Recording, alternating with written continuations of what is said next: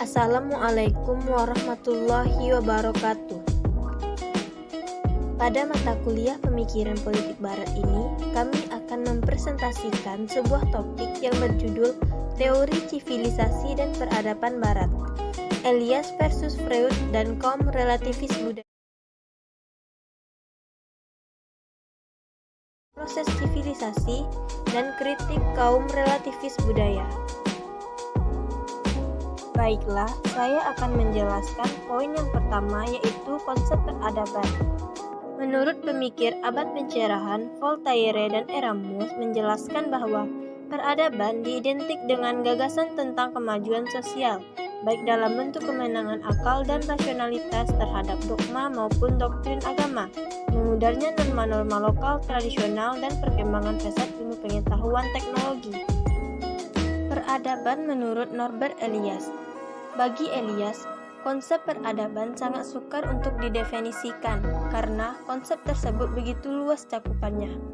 Untuk mendeskripsikan konsep peradaban, Elias merujuk kepada tingkat kemajuan teknologi, tipe-tipe watak manusia, perkembangan ilmu pengetahuan, gagasan dan kebiasaan sosial masyarakat.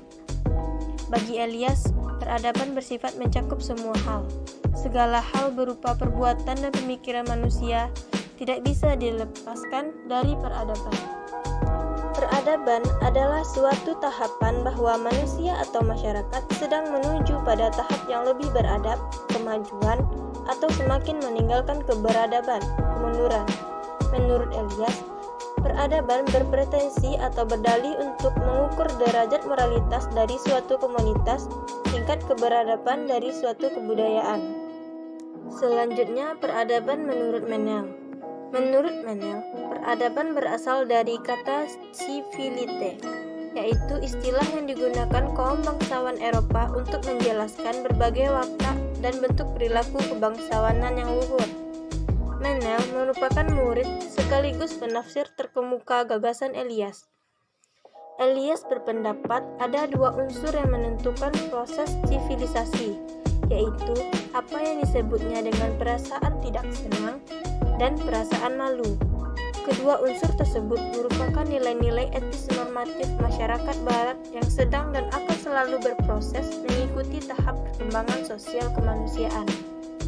Selanjutnya akan dijelaskan oleh rekan saya, yaitu Alwi Saputra. B. Ke arah teori proses sivilisasi. Menel berpendapat teori sivilisasi Elias adalah premis bahwa terdapat hubungan antara perkembangan struktural masyarakat jangka panjang dengan perubahan karakter sosial manusia. Dalam hal ini, ia juga berpendapat bahwa terdapat konsep-konsep utama dalam teori proses sivilisasi Elias: formasi negara, monopoli atas kekerasan dan pajak, ketergantungan antara individu, proses psikologisasi dan rasionalisasi. Dari konsep-konsep itu, Elias memberikan perhatian khusus terhadap konsep formasi negara. Dalam kajian mengenai formasi negara, Elias lebih tertarik kepada bagaimana terjadinya proses penggunaan kekerasan negara dan mengapa ia berkembang dalam masyarakat barat. Seperti yang Menel katakan, Elias lebih tertarik mengkaji proses terjadinya monopoli atas kekerasan dan bagaimana kekerasan itu diperluas. Dua unsur konstitutif yang mendorong bergulirnya proses formasi negara, yaitu unsur yang pertama, mekanisme monopoli. Mekanisme monopoli merupakan suatu situasi kompetitif di mana unit sosial, masyarakat bersaing memperebutkan kekuasaan sosial. Menurut Elias, mereka yang menang akan semakin memilih kekuatan pengontrol atas masyarakat dan secara alamiah kemudian akan lahir sekelompok unit sosial yang benar-benar menguasai monopoli atas kekuasaan. Unsur kedua, royal nation. Menurut Elias, mekanisme ini muncul ketika atas kekuasaan dan kekerasan semakin terakumulasi. Semakin terakumulasi kekerasan dan kekerasan di tangannya, maka individu itu semakin tidak tergantung kepada kelompok unit sosial lainnya. Meskipun Elias berprinsip bahwa faktor terpenting dalam proses sivilisasi adalah faktor penguasaan atas kekuatan-kekuatan koersif, monopoli kekerasan, namun ia juga melihat banyak faktor lain yang dapat menjelaskan proses tersebut. Artinya, pendekatan Elias terhadap proses sivilisasi tidak bersifat monolitik. Elias juga melihat bahwa proses sivilisasi terkait erat dengan rencana dan tindakan-tindakan manusia, impuls-impuls emosional dan rasional individu yang kesemuanya merupakan jalinan yang saling berhubungan. Suatu peradaban dengan sudut pandang optimistik. Ia melihat peradaban dan proses sivilisasi sebagai sesuatu yang baik, karena ia beranggapan orang-orang yang beradab yang terlibat langsung, berpartisipasi dan mempropagandakan peradaban akan dimiliki perasaan bangga, terhormat, dan merasa lebih priai dibanding mereka yang tidak atau kurang beradab. Menurut Elias, rasa beradab akan memberikan rasa percaya diri yang kukuh dan keyakinan diri. Sedangkan Freud memandang peradaban dalam sudut pandang pesimistik. Ia cenderung melihat peradaban dan proses sivilisasi sebagai sesuatu yang buruk. Alasannya, karena dalam budaya Freud berpendapat bahwa faktor terpenting terbentuknya peradaban adalah faktor perasaan bersalah. Ia melihat adanya korelasi yang kuat antara kemajuan manusia dengan meningkatnya rasa bersalah pada diri manusia. Perasaan bersalah menegasi rasa bahagia manusia. Maka dari itu, ia berpendapat peradaban dan proses sivilisasi bukanlah suatu yang baik. Selain itu, Freud menjelaskan, peradaban juga didasarkan pada penolakan terhadap perasaan naluriah manusia. Ia beranggapan bahwa semakin tinggi tingkat peradaban manusia, maka semakin tinggi juga penolakan terhadap gagasan naluriah manusia. C.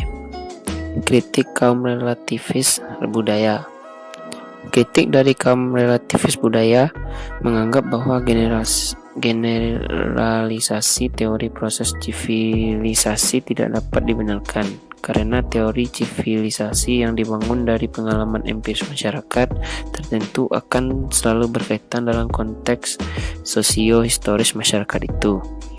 Bagi kaum relativis budaya dalam konteks sosio-historis, apa yang dianggap perilaku dan norma yang baik atau buruk, beradab atau tidak beradab masyarakat tertentu belum tentu memiliki nilai yang sama dengan konteks sosio-historis masyarakat lain.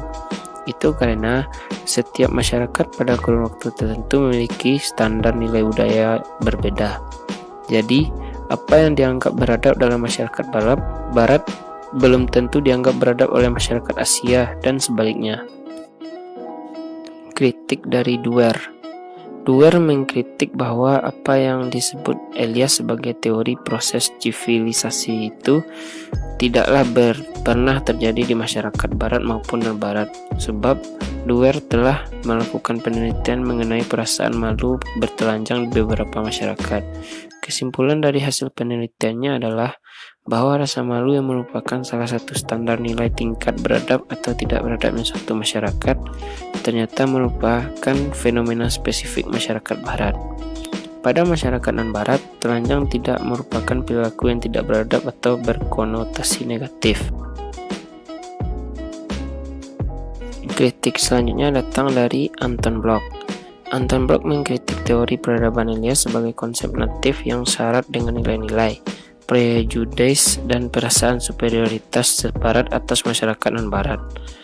Bloch juga menilai teori Elias bersifat etnosentrisme. Hal itu juga dikatakan Menel bahwa etnosentrisme Eropa merupakan kelemahan teori Elias, karena teori Elias memang sepenuhnya dirakit dari pengalaman-pengalaman eksklusif sejarah Eropa. Selanjutnya, kritik dari R.J. Robinson.